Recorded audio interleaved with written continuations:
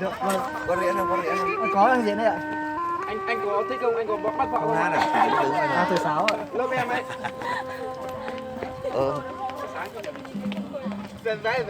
Nhún đi. Nhún đi. Nhún đi. Nhún nó không đúng. Nhìn đây rồi. Đây đây đây cô. Nhìn đây đi. Cái nó phải lấy như thế này này. Cái kia mới gọi là đẹp. Nhìn đây đi. Diễn đi sâu vào. Nhìn đây đi. Nhìn đây đi. Phải qua ôm tay. Biết đâu anh dân tộc nào đi qua thích nhặt về làm sao? Phải phải làm nhanh lên phải. Thôi quay thế thôi, chụp ảnh đi. Tí nữa cho xem kẻ với. Sáng là đài nó thổi chứ. Thổi thật à? À thế à? Đi gần gần vào. Đấy, ui dồi ôi kìa. Ảnh đấy nhỉ? Nào chuẩn bị đứng gần vào đi. Vô bập chứ rồi.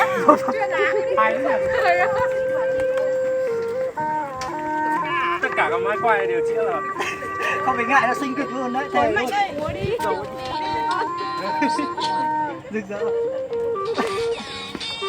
Mấy cô này không làm dân tộc được. Thôi chúa làm người gái kinh này được rồi. Dân tộc rồi. Quỳnh ơi. Đi.